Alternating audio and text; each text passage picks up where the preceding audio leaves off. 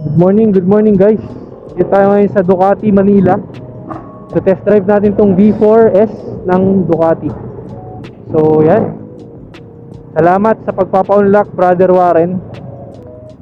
So yun, 1.4 million itong V4S na gray. Yun, yung tunog ng V4 ngayon, no? Grabe, roaring. Abot na abot siya, no? Ano siya, mababang modes. Sports, yan. Okay. Hoy, dumadam pa siya. Grabe yung power nitong V4.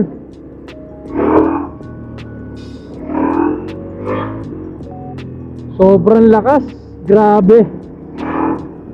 Ganito pala yung feeling ng naka V4 ka tas sports mode.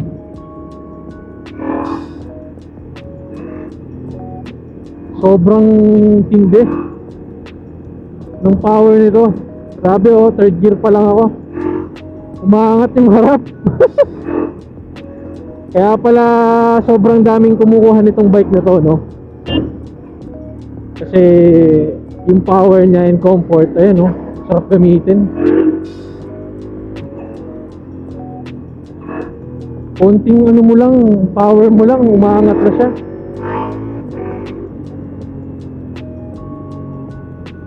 And itong kanyang quick shift is talaga namang responsive, ano? Test lang natin to. Preno, okay naman. Okay, sobrang gaan ito. Na-expect ko mabigat siya iliko, pero magaan siya eh.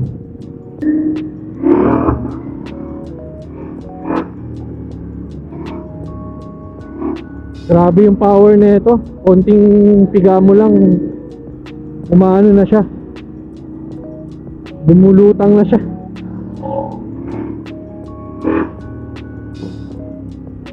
And roaring to, ha. Stock pipe pa to, pero roaring na yung engine niya. Grabe, grabe. Ang sarap i-drive nitong V4. Automatic power agad. Napaka-smooth nung kanyang transition nung shifting niya. Kaya effortless din. Grabe tong V4, sobrang smooth. Shifting, downshift, tsaka ano, effortless. Umaangat talaga siya, oh. Iba-iba yung power ng V4 kumpara dun sa ano natin, sa V2.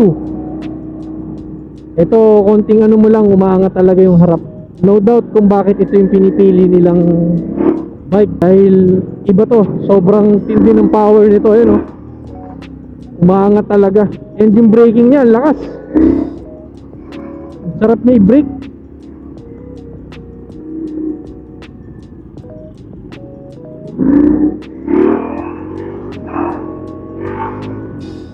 Ayun, oh, napaka-smooth nung shifting niya.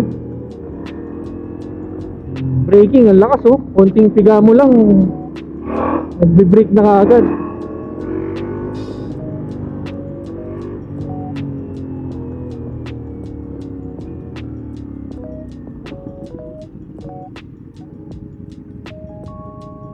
And yung clutch niya, napakagaan.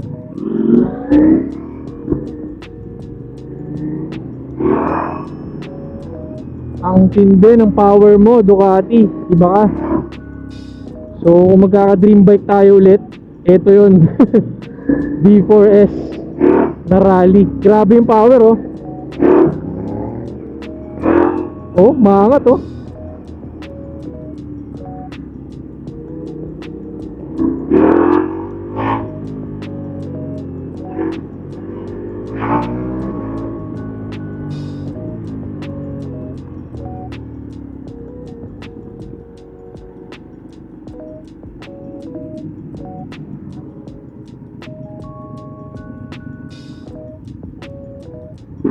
So yun, sobrang lakas ng power and effortless yung pag-shifting. Braking, sobrang superb, 100%. So si DM naman yung magta-try ngayon, and sobrang solid ng bike, wala akong masabi. Sobrang napakalaking opportunity na nabigay sa atin ng Ducati Philippines and Ducati Manila. Shoutout sa inyo, Sir Toti, napaka bait. So, salamat again kay Brother Warren dito sa tropa natin na nag-invite sa atin na magpa-test drive. So yan, si DM na yung sunod. 550k, naka-term Mignoni Odo. So 10,000 lang pala. So tara. So good to for beginner bike. Naka ano siya, quick shift siya. Quick shift auto blip din pala to. And sobrang sulit nitong bike na to kasi 550, naka beginner bike ka na. Lakas din ng power niya. Ganda rin ng power nito. So ito yung tinest drive natin kanina, itong V4 na Multistrada. So si Adrian, ang gamit naman niya ngayon yung Monster. Yun, oh. So napansin ko dito sa traffic, okay siya, no? Madaling isingit, madali siyang i-maneuver. Yan. And isa sa mga nagustuhan ko dito yung quick shift auto blip. Isipin mo sa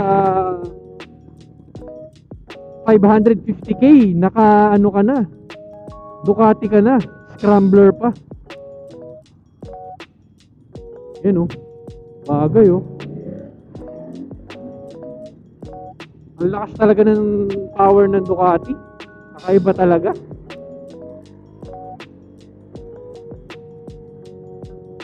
Lakas din ng braking power niya. Pag Ducati talaga, more on power talaga ang pinuproduce. And safety, yan. Kakaiba yung braking power nito. Siyempre, pag mabibilis na bike, kailangan malalakas din yung braking power nila. Ayan, oh. Second gear lang to, pero ang lakas. Dumadamba pa rin siya sa lahat ng aspect. Kahit anong motor nila, consistent yung power. Isipin mo, naka quick shift auto blip ka na dito. Lakas, oh.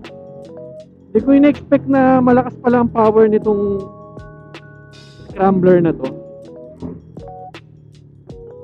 At ang lakas ng braking nyo. Ganda ng pipe.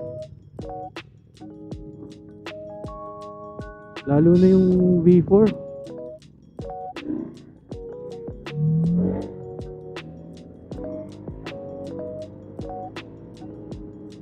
Ang lakas ng V4, umaangat, oh. Ito din, ang lakas na ito. Sobrang na-amaze ako sa power nito. This is sale for only 550. So, kung interested kayo sa mga demo bikes and demo units ng Ducati, message lang kayo dito kay Brother Warren. Napakasarap gamitin na ito. Solid. So, ito is for sale naman for 800,000 pesos. And naka-slip on na siya ng SC Project, 11,000 Odo. So tayo naman na magte-test drive nito. Yun, parang chopper. Ganda ng tunog nito, guys. So naka sports mode tayo ngayon. So yan, try natin. So tara, start na tayo.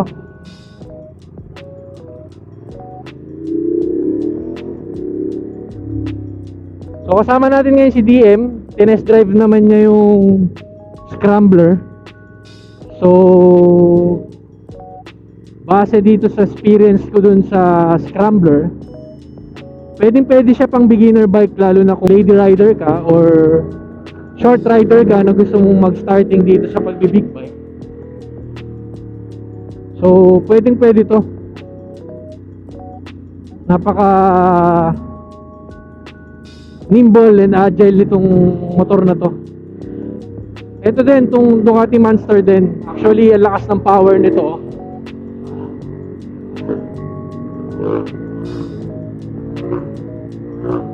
Ayun, oh. Napakasarap gamitin talaga ng mga Ducati. Sa power wise, wala kang masabi. Safety, kasi ang lakas ng braking power nila. Yung bike na to is napaka perfect para sa beginner. So naka-stabilizer na rin siya, pero alam ko aftermarket na to. Sobrang lakas ng power, napapawili ni DM. Iba talaga kapag Ducati, lalo na tong Monster. Sarap gamitin.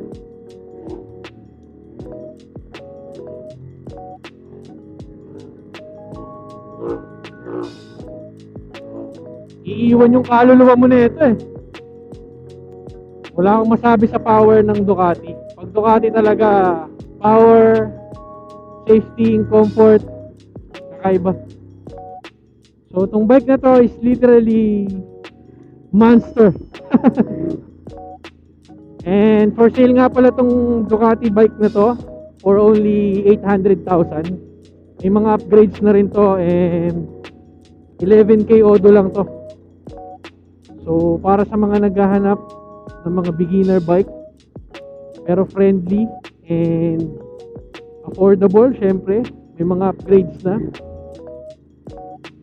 And also alagang kasa to.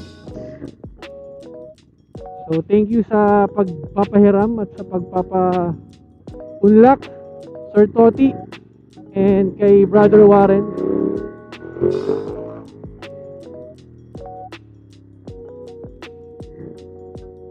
Kakaiba tong Monster, talagang monster to.